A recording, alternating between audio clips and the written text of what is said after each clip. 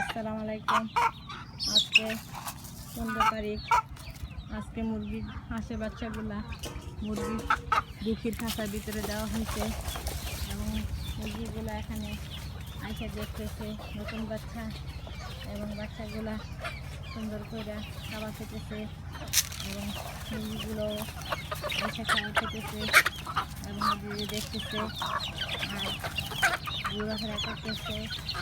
আমাদের মুরগি ছোটো বাচ্চা আছে, বড়ো বাচ্চাও আছে এবং আমি আইয়া বসলে এখানে যদিও বসে খাইতে চেষ্টা করে এবং খায়।